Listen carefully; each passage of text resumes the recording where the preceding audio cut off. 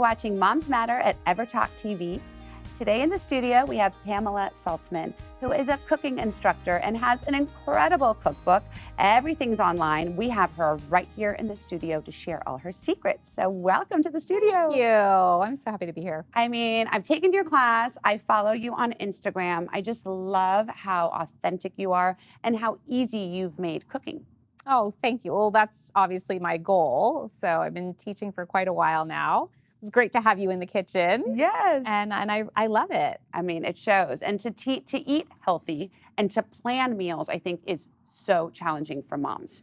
So what I wanted to touch on today a little bit was how to plan now with back to school, how to get like a cooking calendar, which you are the guru of, and how to make it easy for moms. Like, what are some tips you can share with us? I mean, you know, when people ask me how they can start to eat more healthfully, I always tell them the first thing to do is to start to plan your meals out, because it will help you stick to your plan, right? As opposed to going for the convenience foods or the fast food because you don't know what you're making tonight. Sure. So it also just relieves a lot of stress for people. It saves money to plan your meals out. So I've been doing this since I got married, which was a really long time ago because my mom did it.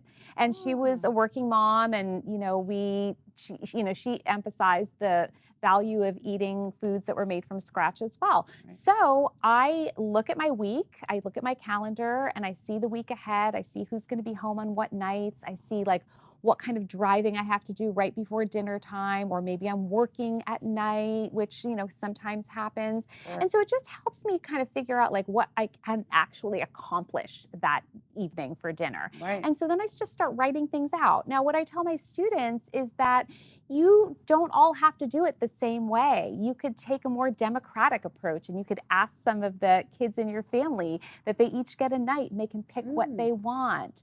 Or I just kind of have my own formula. I do fish 1 or 2 nights. I do chicken or, some kind of poultry 2 nights. I do something vegan or vegetarian 2 nights. And occasionally I might throw in like a meat, like a beef or something. And then we always have that one night where we generally go out. I usually take Saturday nights off.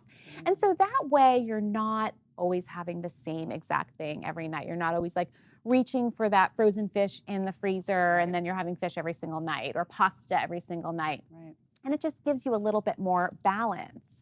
And so if you're struggling with like, well, what do I actually make? I mean, some things that I think are helpful to people is starting a Pinterest board, and then you have inspiration to choose from, is photocopying recipes and cookbooks that you have that you really like, because it takes time then to, if you've got a stack of 50 cookbooks, it takes time to try and remember, okay, well, which Barefoot Contessa cookbook was that meatball recipe in, right? So I used to keep these binders of photocopied recipes, and then it would just be so much easier to flip through that. That's a great idea. So when do you typically do this? You sit down on like a Sunday night? Yeah. And you'll sit down. I love the idea of getting the kids involved and having everyone kind of pick something that they like, because that kind of gets them involved as well. It's much more helpful to do that if you have especially like picky eaters, because they're then more inclined to buy into that dinner if they picked it, right? Right. I'm not that democratic because I don't have that kind of flexibility. I'm very often testing recipes for my family and things like that. So I kind of like need to be the decision maker. Yes. But it really is very helpful for, families that have the kids that are just like not buying in.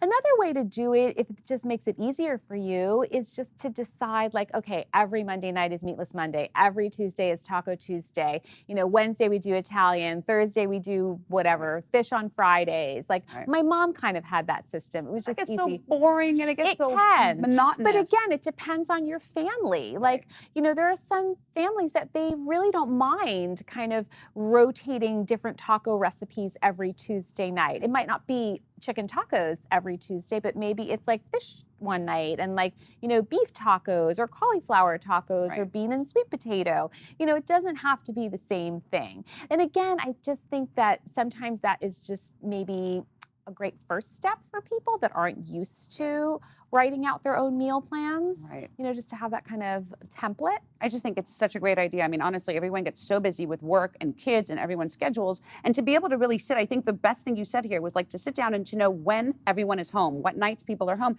And then you sit down and then you're not stressed every day. So you kind of just have it all written out. Well, there's also, I think it's really also helpful for not just moms that are working in the home with their, kids and taking care of kids, but it's also really helpful for people that work outside the home. I mean, when you're in an office and you're trying to work and focus on your work, but you're also in the back of your mind thinking like, what am I making for dinner? And then you're like calling your spouse, like, what do you think we should have for dinner? I don't know. I'm busy. Like, figure it out. Like, I don't care. And then you're kind of like, well, gosh, I should have defrosted that chicken. And you're in a meeting and like, you really need to just get that dinner cloud away off the top of your head. And like, you just wake up in the morning and you know what you're having for dinner. And maybe while you're making breakfast and lunches for the kids, maybe you throw something in the slow cooker, or you start soaking your beans, or you chop something for that stew.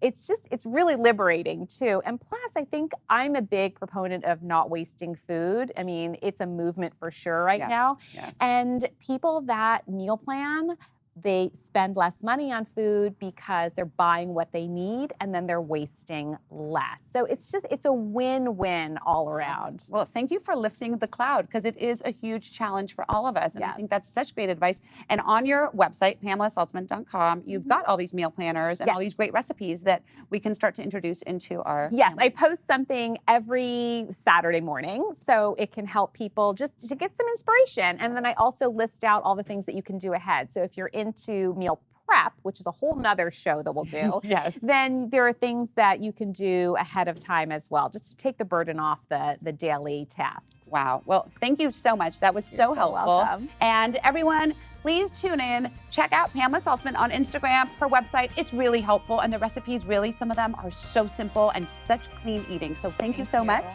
And we'll see you all next time right here at EverTalk TV.